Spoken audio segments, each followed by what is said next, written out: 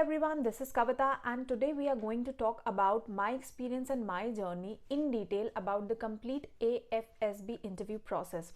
So I have been receiving n number of queries from students, n number of questions जहाँ पे लोगों को doubt है, जो टेक्निकल बैकग्राउंड से हैं, जो नॉन टेक्निकल बैकग्राउंड से हैं, किस तरह से उनका AFSB का प्रोसेस होगा, क्या शेड्यूल होता है, 5 डेज़ का क्या प्रोसेस है, 6 डेज़ का क्या प्रोसेस है, टेक्निकल का क्या पैरामीटर है, नॉन टेक्निकल का क्या पैरामीटर है जो पायलट एंट्री के लिए जा रहे हैं, इन सब के बारे में हम इन डिटेल डिस्कस करने वाले हैं। तो इस पर्टिकुलर सेशन में हम क्या क्या चीज़ें कवर करने वाले हैं। नंबर 1, आपको एएफएसबी की प्रिपरेशन कब स्टार्ट करनी चाहिए, कैसे स्टार्ट करनी चाहिए। Number 2 is about the selection centres, जो भी आपके एयरफोर्स के सिलेक्शन सेंटर्स हैं यानी एएफएसबी के जो सिलेक्शन सेंटर्स हैं उनके बारे में मैं आपको बताऊंगी। साथ ही मैं आपको बताऊंगी कंप्लीट जो 5 से 6 डेज़ का प्रोसेस होता है इन डिटेल। उसके अलावा मैं ये भी बात करूंगी आपके मेडिकल्स की और साथ ही dos and don'ts for AFSB interview. तो क्या चीज़ें आपको करनी चाहिए एंड क्या नहीं करनी चाहिए अपनी एएफएसबी के प्रिपरेशन के दौरान, इन सब के बारे में आज हम डिटेल में बात कर रहे हैं। And before we move on I would request you all subscribe to the YouTube channel of Government Crackers, ताकि इस तरह के नोटिफिकेशंस, अपडेट्स और डिफेंस रिलेटेड एग्जामिनेशन के इंफॉर्मेशन आप तक टाइमली पहुंचते रहे। तो अब मैं बात करूंगी अपनी जर्नी के साथ, किस तरह से मैंने एएफएसबी एग्जामिनेशन को क्लियर किया था and I got recommended from one AFSB Varanasi. और अपने एक्सपीरियंसेस के साथ मैं आपको इन डिटेल सारा का सारा प्रोसेस भी बताते चलूँगी। तो सबसे पहले बात कर लेते हैं कि how and one two initiate the preparation.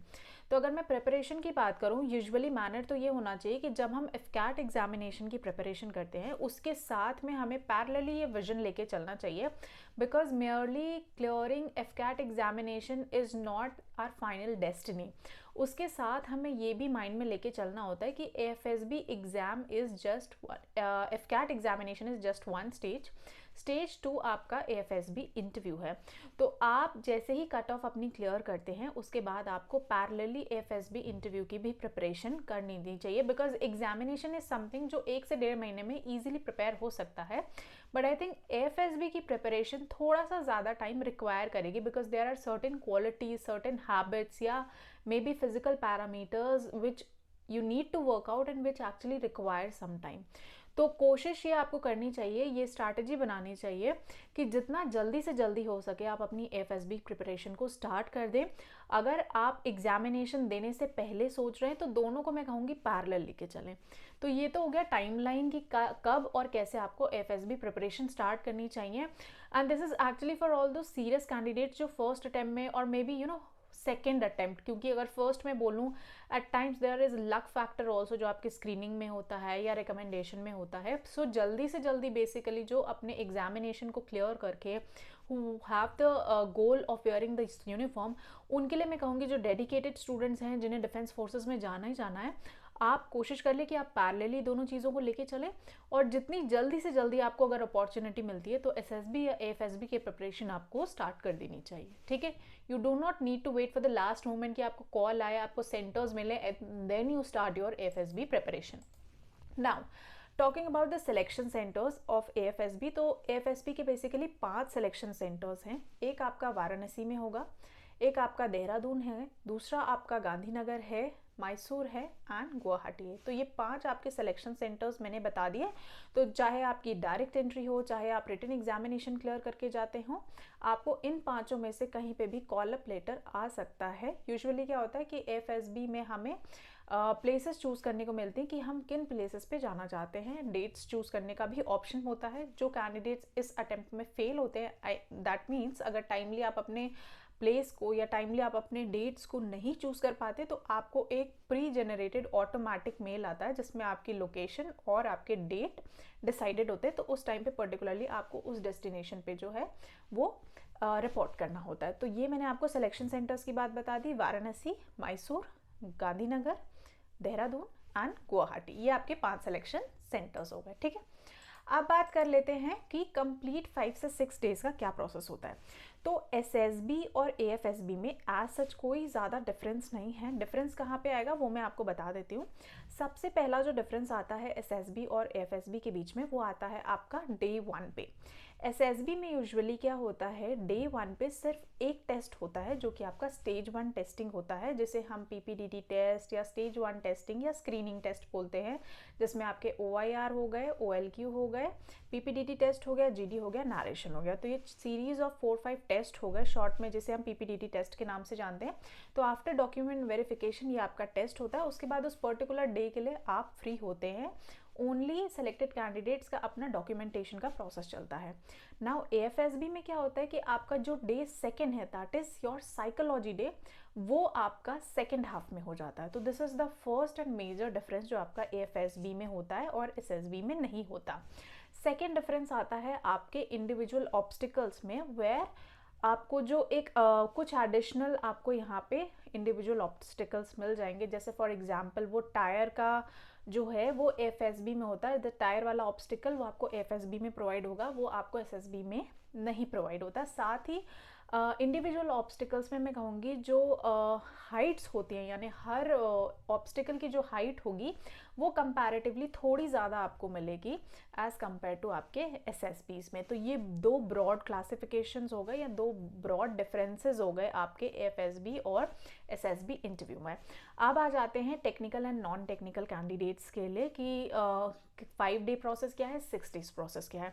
तो यूजुअली आपके AFSB इंटरव्यू का जो प्रोसेस है दैट इज़ 5 डे प्रोसेस। सब कुछ कॉमन चलेगा। द ओनली थिंग इज कि जो आपका साइकोलॉजी टेस्ट है वो सेम डे ऑफ रिपोर्टिंग, यानी अगर आप रिपोर्ट करते हैं, फॉर एग्जाम्पल अगर आपका ए डेट पे अगर आपको रिपोर्टिंग करनी होती है तो A वाले दिन आपका जो है वो, अगर आप सेलेक्ट हो जाते हैं तो डे के फर्स्ट हाफ में आप अपना स्टेज 1 टेस्ट देंगे एंड डे के सेकेंड हाफ इवनिंग में, may be 5 o'clock 6 o'clock evening में, यहाँ पे आपका साइकोलॉजी का टेस्ट हो जाएगा।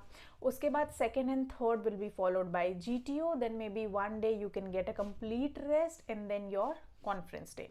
जो 6th डे होता है that is for technical candidates, जो CPSS का टेस्ट जिसे हम बोलते हैं PABT टेस्ट के नाम से भी जो जाना जाता है, सो वो पायलट कैंडिडेट्स के लिए होता है, यानी टेक्निकल ब्रांचेस में जो जाना चाहते हैं, जो CPSS का टेस्ट देते हैं, उनके लिए वो एडिशनल डे होता है day 6।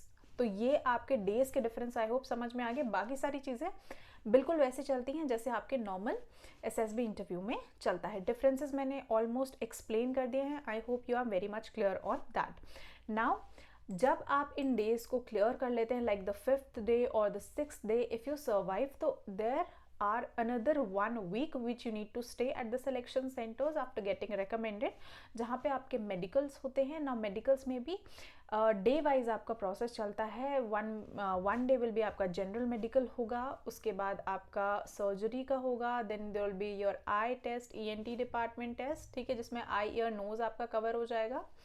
Then there will be आपका डेंटल का टेस्ट। तो इस तरह से आपके 4 से 5 दिन और हर बॉडी पार्ट्स के प्रॉपर मेडिकल्स होंगे, जिसमें मेडिकल्स की डिटेल मैं आपको और इन डेप्थ में बताऊंगी। सो यहाँ में मैं सिर्फ शॉर्ट क्रिस्प एक आपको इन्फॉर्मेशन प्रोवाइड कर रही हूँ कि क्या प्रोसेस बेसिकली होता है आपके 4 से 5 डेज मेडिकल्स का। तो ये आपका हो गया AFSB का टेन्योर, आपके 5 से 6 दिन का प्रोसेस। टेक्निकल नॉन टेक्निकल दोनों के लिए मैंने बता दिया।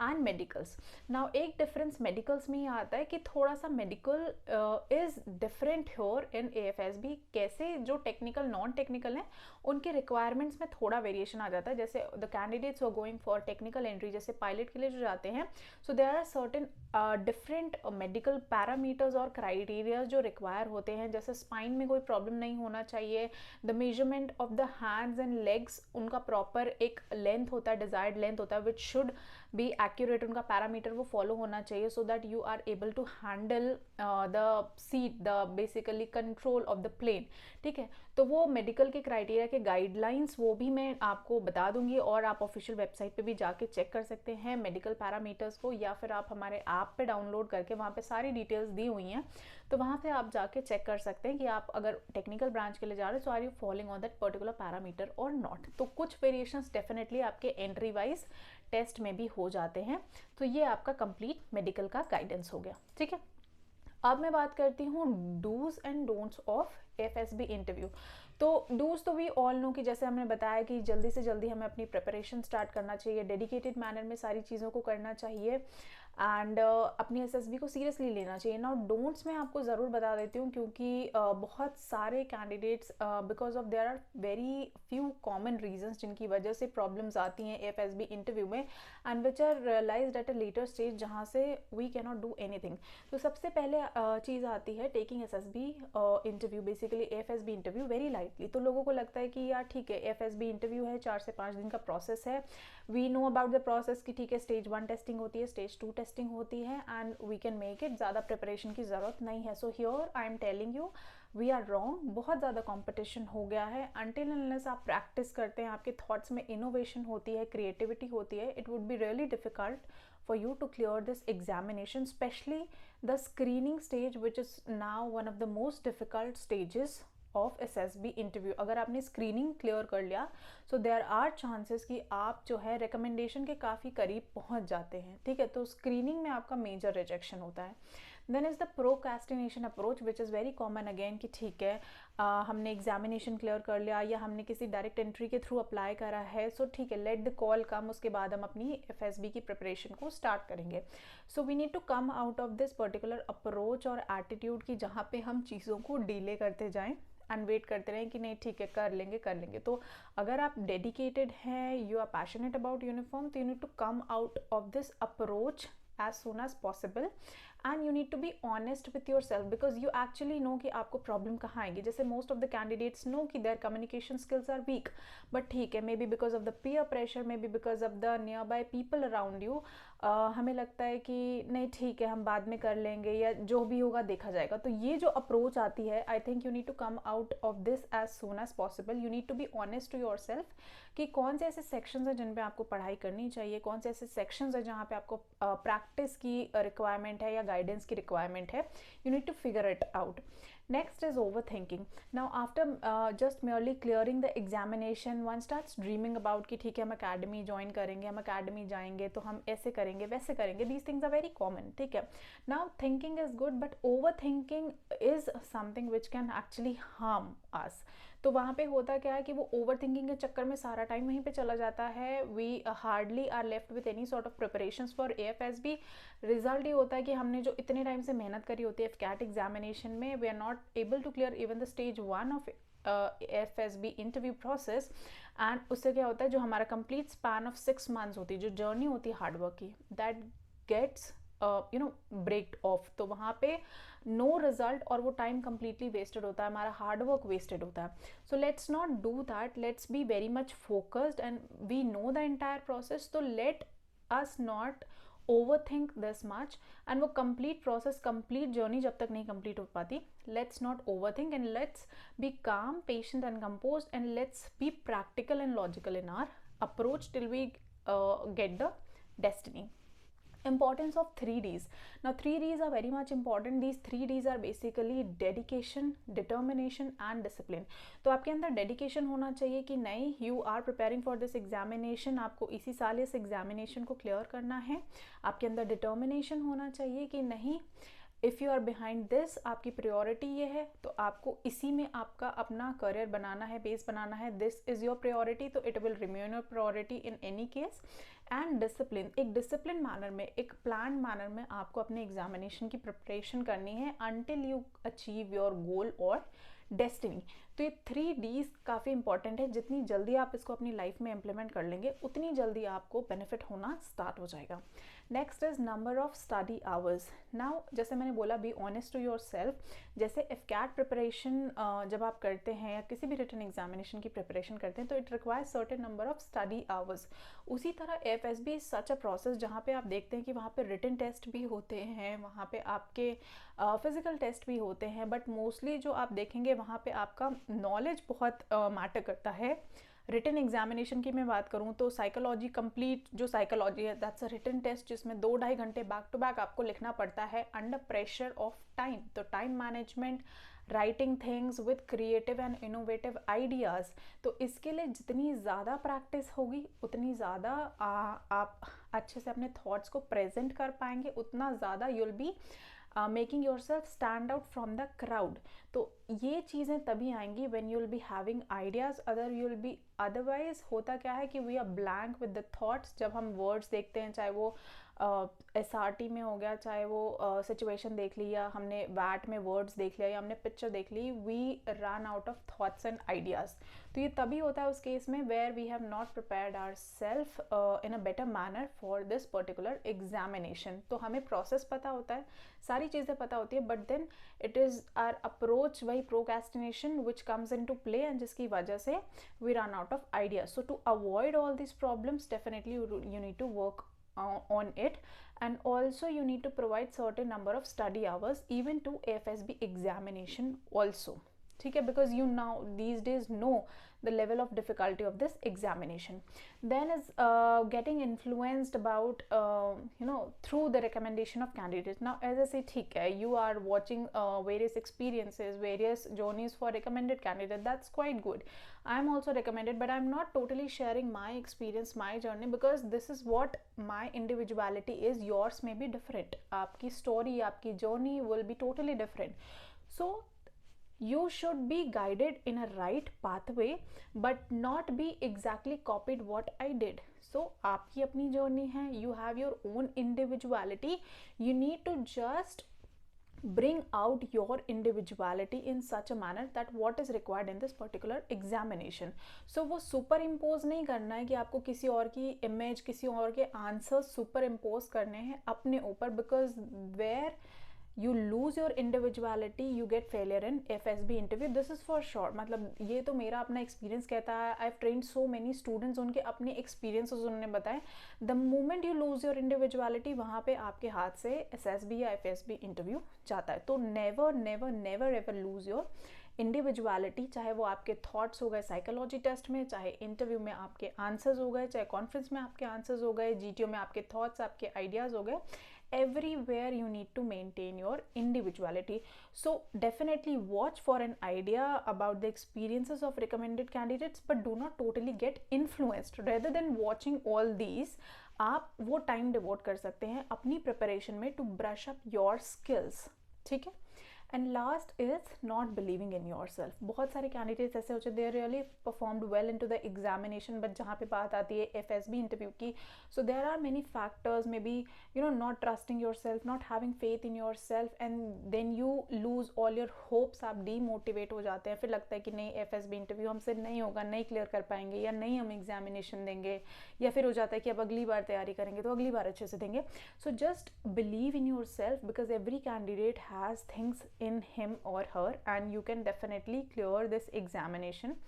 AFSB इंटरव्यू, मैंने बोला कि अगर आप राइट स्ट्रैटेजी, राइट गाइडेंस के साथ इस एग्जामिनेशन में अप्रोच करते हैं, और मैं ये नहीं कहूँगी कि किसी भी इंस्टीट्यूट को आपको ज्वाइन करने की ज़रूरत है या इसके लिए पर्टिकुलरली कोई कोचिंग चाहिए, डेफिनेटली सिर्फ अपने ऊपर काम करने की ज़रूरत है in a right manner, right direction, right guidance, जहाँ पे आप एग्जामिनेशन के रिक्वायरमेंट को समझिए, आप एग्जामिनेशन के पैटर्न को समझिए, टेस्ट के पैटर्न को समझिए, एंड रिक्वायरमेंट को समझिए जॉब के पर्सपेक्टिव की, बिकॉज जॉब के लेवल के रिक्वायरमेंट के according they test your psychology कि अंडर प्रेशर अगर आप उस सिचुएशन में आते हैं तो क्या करते हैं, उस पर्सपेक्टिव से आप डिसीजन लेना स्टार्ट करिए, उस पर्सपेक्टिव से आप अपने आपको ढालिए, इस तरह से आप उस सिचुएशन में किस तरह से रिएक्ट करते हैं, आपका अप्रोच क्या होगा, आपका एटीट्यूड क्या होगा।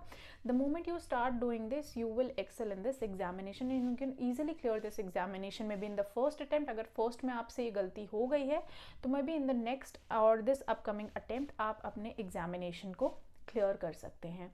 Now I am saying this because so far we have I have worked with more than 150 plus candidates, and so far we have 100 plus recommendations from our academy, जहाँ पे हमने स्टूडेंट्स के साथ बिल्कुल साथ में बैठ के काम करा है, उनकी प्रॉब्लम्स को समझा है, देखा है, उनके साथ हमने उनकी स्टोरीज पे वर्कआउट करा है। जैसे यूजुअली प्रॉब्लम्स आती है साइकोलॉजी में, बिकॉज GTO इज़ समथिंग जो हम बेयर कर लेते हैं। GTO से मैं कहूँगी उतना ज़्यादा आपका इम्पैक्ट भी नहीं पड़ता है अगर आप वहाँ पे ज़्यादा थॉट्स या आइडियाज़ नहीं प्रिपेयर कर पाते, या इंडिविजुअल ऑब्स्टिकल्स हो गए GTO के किसी भी पार्ट पे।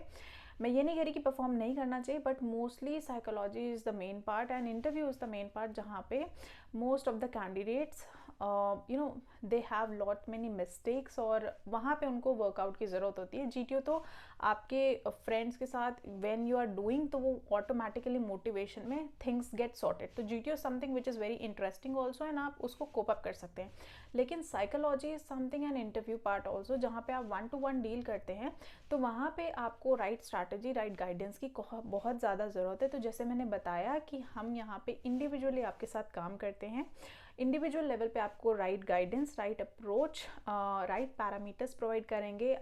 ये देखेंगे कि आप अभी प्रेजेंटली किस लेवल पे हैं and how we can raise your standards to the standards of the requirement by the selection centres and will try our best कि आप एटलीस्ट अपने इस अटैम्प्ट में इस एग्जामिनेशन को क्वालिफाई करें, क्लियर करें एंड गेट रिकमेंडेड. सो है क्या basically, we have a particular course for this. All those candidates who want to prepare for AFSB, घर बैठ के डेफिनेटली आप इस प्रिपरेशन को कर सकते हैं. कुछ नहीं करना है, you need to download the app of Government Crackers. App पे जाएंगे, वहाँ पे AFSB इंटरव्यू का कोर्स है. उसमें क्या किया मैंने, ऑलरेडी आपको 50+ वीडियो लेक्चर्स प्रोवाइड करें, जिसमें पहले तो मैं आपको बेसिक से दोबारा से इंट्रोड्यूस करूँगी हर टेस्ट के पैरामीटर्स को. उसके बारे में मैंने बताई हुई हैं सारी चीज़ें, क्या रिक्वायरमेंट है उस एग्जामिनेशन की, rules and regulations, dos and don't, सारी चीज़ें मैंने वहाँ पे एक्सप्लेन कर रखी हैं. उसके बाद में मैंने हर एग्जामिनेशन से रिलेटेड आपको वहाँ पे स्ट्रैटेजी इन डिटेल बताई हुई है. बहुत सारे सैम्पल्स मैंने प्रोवाइड करे हुए हैं. We have 15+ ebooks also, वो इस पैकेज में इंक्लूडेड है. And this is the only institute which actually provides आपको ebook packages for all the individual test, जहाँ पे सिर्फ प्रैक्टिस सेट्स ही अवेलेबल नहीं है बल्कि सैम्पल्स भी हैं. सो आप देखेंगे AFSB के प्रैक्टिस सेट्स आपको कभी भी जल्दी से अवेलेबल नहीं मिलेंगे, but we are providing you with practice sets also, जहाँ पे आप एक्चुअली प्रैक्टिस कर सकते हैं. And you can get n number of samples also, जिससे आपको एक क्लियर थॉट, क्लियर विजन मिल जाएगा. जैसे यूजुअली डाउट होता है कि हमें कितने वैट करने चाहिए, वैट में किस तरह के आंसर्स लिखने चाहिए, किस तरह के सेंटेंसेस लिखने चाहिए, किस तरह के वर्ड्स लिखने चाहिए, सिचुएशन रिएक्शन हमें कैसे अटेम्प्ट करना चाहिए, SD किस तरह से लिखनी चाहिए, एंट्री वाइज SD डिपेंड करती है, जेंडर वाइज SD डिपेंड करती है.